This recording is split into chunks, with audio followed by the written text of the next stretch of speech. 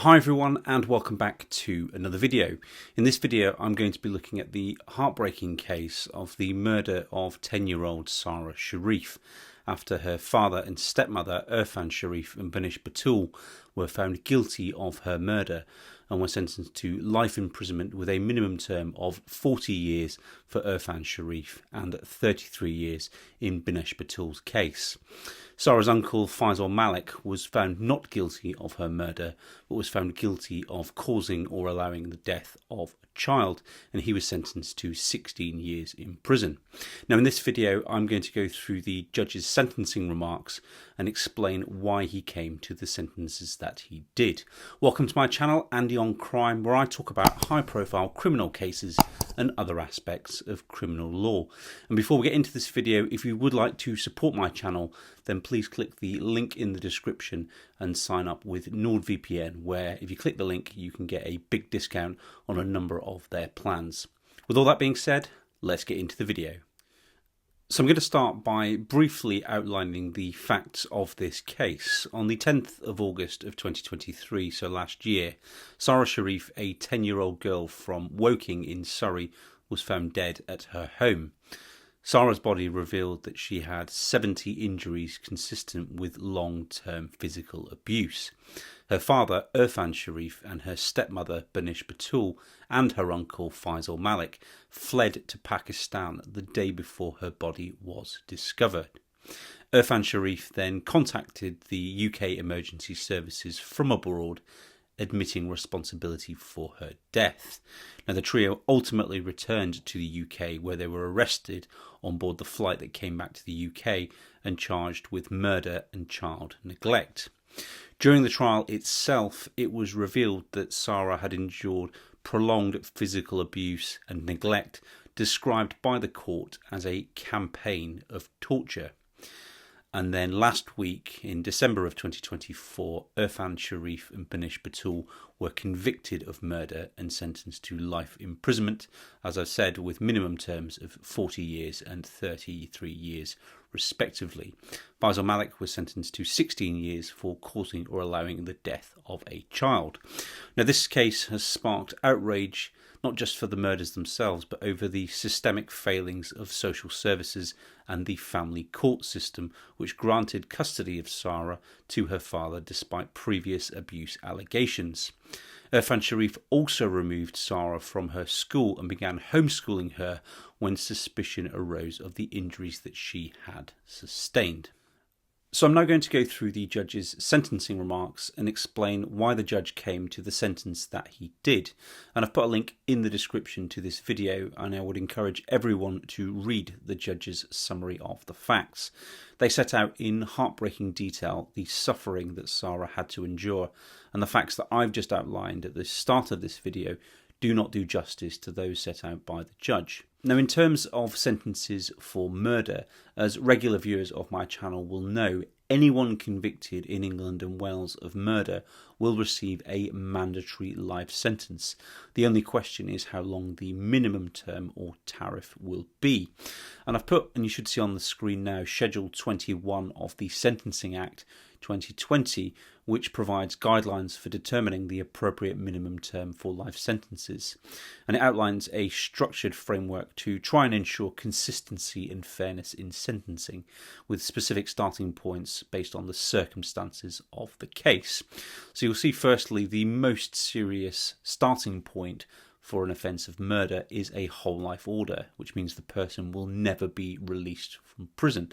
Now these are reserved for the most serious cases, such as multiple murders with premeditation or sadistic conduct, the murder of a child involving abduction, sexual contact or extreme cruelty, or terrorist or politically motivated murders.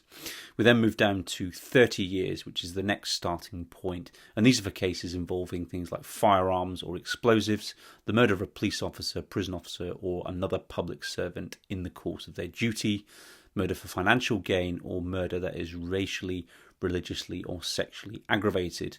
And then it moves down to a 25-year starting point for murders involving a weapon, and then 15-year starting point for offences not falling into those other categories. Sentences can then be increased and decreased from the starting point based on aggravating factors. So things that might typically increase the starting point of an offence is that the person has a history of violence, the vulnerability of the victim, or whether there was any prolonged suffering or torture. And mitigating factors which might push the starting point down are things like a lack of premeditation, mental disorders or other diminished responsibility, or the age of the offender, or even evidence of remorse. And judges have the flexibility to deviate from the starting point when it's justified to ensure that the sentence in that specific case fit the unique circumstances of that case.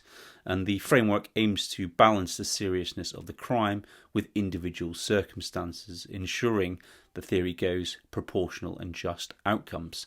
Whether it achieves that is a matter of debate.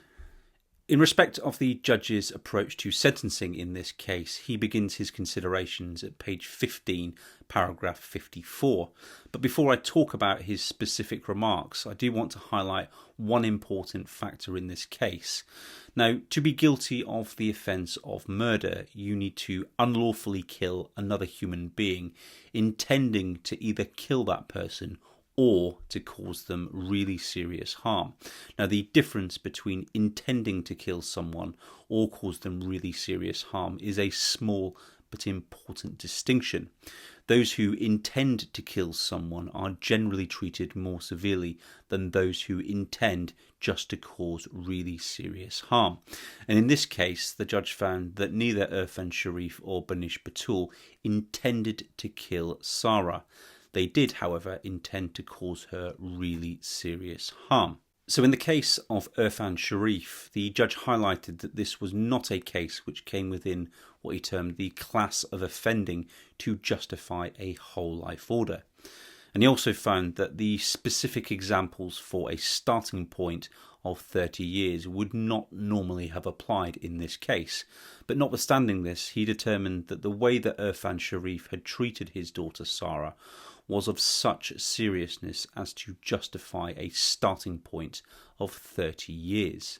Now, having found the starting point, the judge then looked at any aggravating or mitigating factors which can move a sentence up or down, as I've just mentioned a moment ago. Now, in respect of aggravating factors, he found 14 aggravating factors, which is a staggering number of aggravating factors.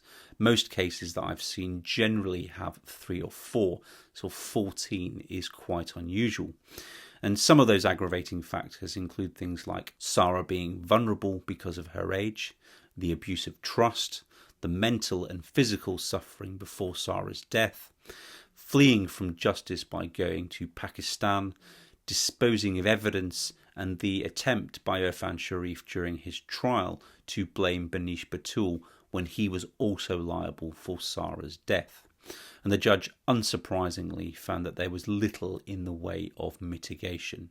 In respect of Beinash Batool, like Urfan Sharif, the judge found at paragraph 64 that the starting point for her involvement in the murder was one of 30 years.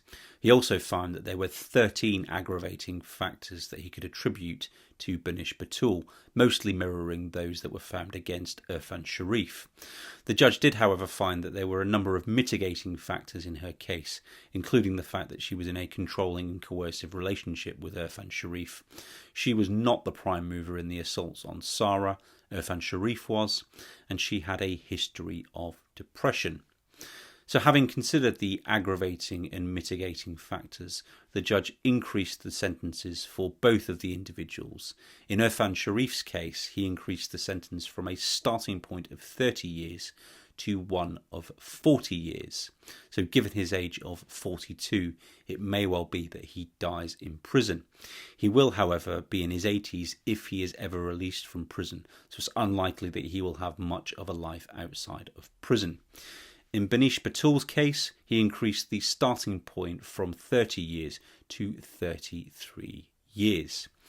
And for his part in the killing of Sara, Faisal Malik was given 16 years. As his sentence is not a life sentence, he will serve 2/3 of that sentence before he will be released automatically from prison.